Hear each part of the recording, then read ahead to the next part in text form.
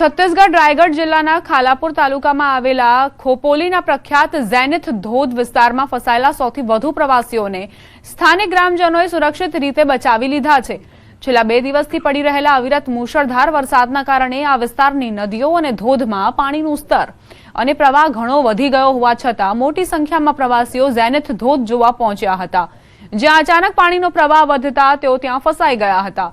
આ ઘટનાની જાણ થતાં જ વિહારી ઠાકુરવાડી ગામના સ્થાનિક ગ્રામજનો ત્વરિત ઘટના સ્થળે પહોંચી ગયા હતા અને પોતાની કોઠાસૂઝ તેમજ અદમ્ય સાહસનો પરિચય આપીને દોરડાની મદદથી તમામ પ્રવાસીઓને પાણીના ધસમસતા પ્રવાહ વચ્ચેથી સુરક્ષિત બહાર કાઢ્યા હતા, જેના કારણે ગ્રામજનોની તત્પરતા અને બહાદુરીથી એક મોટી હોનારત ટળી ગઈ હતી।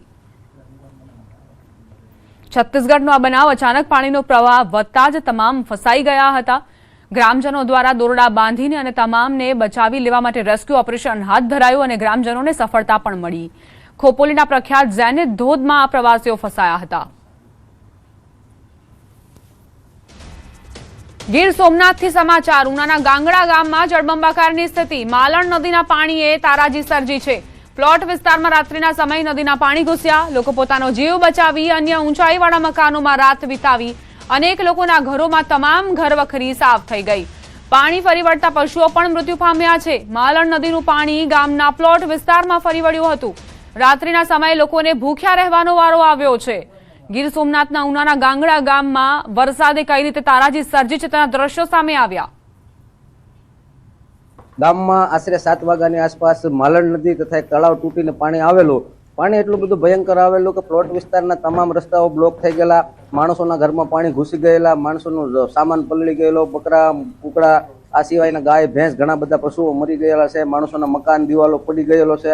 અત્યારે માણસ પાસે માલ સામાનમાં કાંઈ છે જ નહીં। આશરે અમે 250 લોકોનું સ્થળાંતર કરી અને ભગીરથ હોટલમાં તથા ગામની પ્રાથમિક શાળામાં ટ્રાન્સફર કરેલ છે। આ સિવાય 5 વ્યક્તિઓ એવા હતા કે એનું જાન જોખમમાં મૂકીને રેસ્ક્યુ કરવું પડ્યું હતું રાતના। 200 મકાનોની અંદર પાણી ઘૂસી ગયા। અત્યારે કોઈ એવી પરિસ્થિતિ નથી કે લોકોને પાણી પીવા પણ નથી। બધી ઘરવખરી પલળી ગઈ, જમવાનું કાંઈ કોઈ વસ્તુ છે નહીં।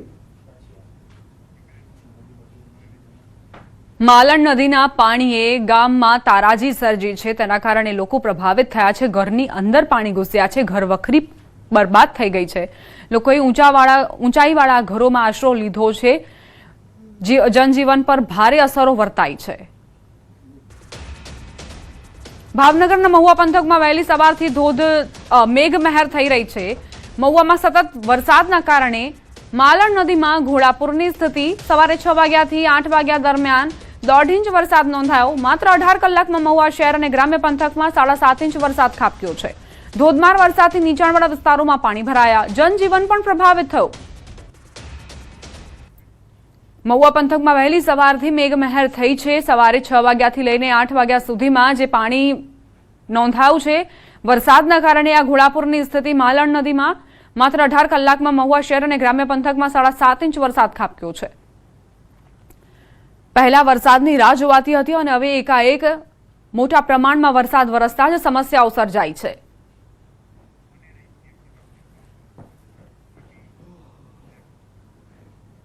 હવે અન્ય સમાચારો પર નજર કરીએ। જૂનાગઢથી સમાચાર। ગીરના રાજાઓને આખલા ભારે પડ્યા। 2 સિંહ અને 2 આખલા સામસામે આવ્યા। માળિયા હાટીનાના અમરાપુર ગીરમાં 2 સિંહોના આટાફેરા। શિકારની શોધમાં આવેલા સિંહોએ આખલાનો શિકાર કરવા જતા આખલાએ પડકાર કર્યો। આખલાએ પડકાર ફેંકતા જ બંને સિંહ ભાગી ગયા હતા। ઘટનાનો વિડીયો સોશિયલ મીડિયા પર વાયરલ થઈ રહ્યો છે। જૂનાગઢનો આ કિસ્સો ખરેખર ચોંકાવનારો છે કે જ્યાં સિંહોએ પાછી પાની કરવી પડી, પીછેહટ કરવી પડી।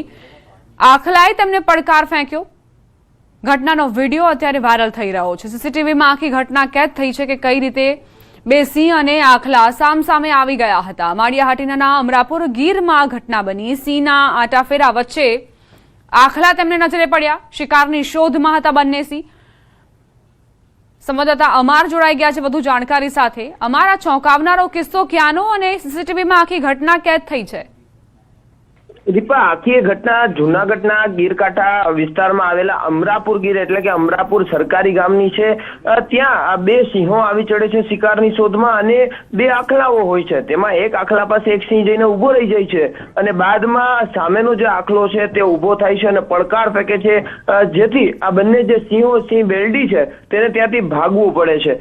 આગળ જાય છે, ગાયોનું ધણ હોય છે ત્યાં પણ તે શિકાર નથી કરી શકતા અને બાદમાં અન્ય જગ્યાએ જઈને શિકાર કરે છે. એટલે આ એક ઘટના સામે આવી છે, ચોંકાવનારી ઘટના છે ને જવલે જ આવી ઘટનાઓ બનતી હોય છે અને સીસીટીવીમાં કેદ થતી હોય છે. આ લાઈવ આખો જે ઘટનાક્રમ બન્યો છે, લાઈવ સીસીટીવી આવ્યા છે, જેમાં સ્પષ્ટ દેખાઈ રહ્યો છે કે ગીરના રાજાઓ હવે આખલા છે તે ગીરના રાજાઓની સામે થઈ જાય છે. એટલે કે હાલ આ વિડીયો છે તે વાયરલ થયો છે. જી આભાર અમાર જાણકારી આપવા માટે. ડાંગથી સમાચાર. આવાનગરના આકાશવાણી કેન્દ્ર પાસે દીપડાની લટાર. શિકારની શોધમાં દીપડાના આટાફેરાથી લોકોમાં ભય વ્યાપ્યો. આહવાના રહેણાંક વિસ્તારમાં દીપડાના આટાફેરા જોવા મળ્યા. સ્થાનિકોએ વન વિભાગને જાણ કરી છે. દીપડો દેખાતા દહેશતનો માહોલ સર્જાયો છે.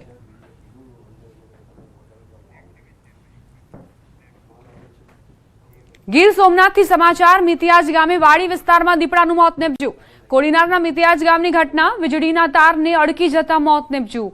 ઝાડ નજીક લાગેલ તારને અડકી જતા મોત થયું. વન વિભાગે દીપડાને પોસ્ટમોર્ટમ માટે ખસેડ્યો છે.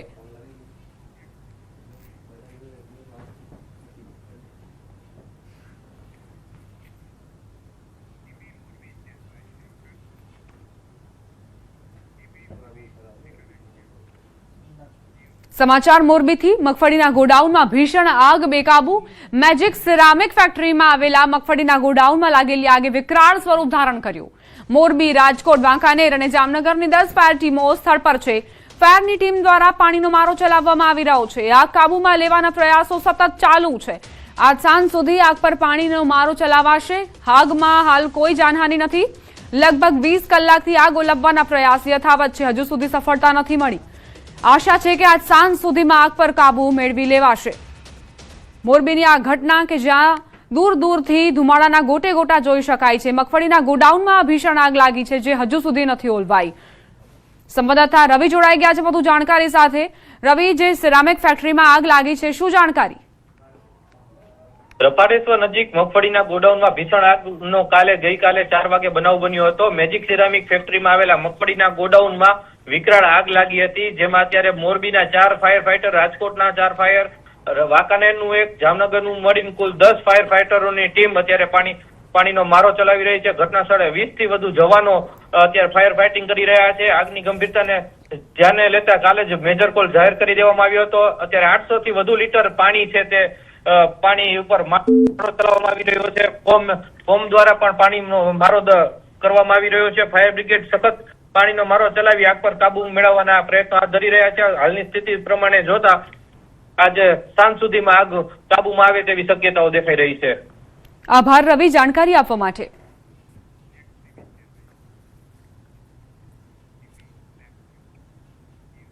છોટાઉદેપુરથી સમાચાર. પૂર્વ વનમંત્રી મોહનસિંહ રાઠવાનું દુઃખદ અવસાન થયું છે. 10 વખતના ધારાસભ્ય મોહનસિંહ રાઠવાનું નિધન. છોટાઉદેપુરના દિગ્ગજ નેતા મોહનસિંહ રાઠવા હવે આ દુનિયામાં નથી. 82 વર્ષની વયે નિધન થયું છે તેમનું. લાંબા સમયથી તેઓ બીમાર હતા. ગુજરાતના પૂર્વ વન મંત્રી મોહનસિંહ રાઠવાનું અવસાન.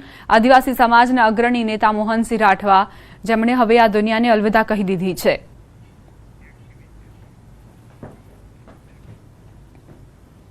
સાબરકાંઠાથી સમાચાર. કારમાંથી મળ્યો તબીબનો મૃતદેહ. હિંમતનગરના સુંદરગઢ નજીક રોડ સાઈડ હતી કાર અને ડોક્ટર હાર્દિક પંકજભાઈ રાવલનો તેમની કારમાંથી મૃતદેહ મળ્યો છે. ઘર નજીક હોવાની સ્થિતિમાં તબીબ મૃત હાલતમાં કારમાંથી મળી આવતા સવાલો ઉઠ્યા. મોતના કારણને જાણવા માટે એફએસએલ સહિતની મદદ વડે તપાસ હાથ ધરાઈ. તબીબના મૃતદેહને હિંમતનગર સિવિલ હોસ્પિટલમાં પોસ્ટમોર્ટમ માટે ખસેડાયો. હિંમતનગર પોલીસ સ્થળ પર પહોંચી છે અને કાર્યવાહી શરૂ કરી છે.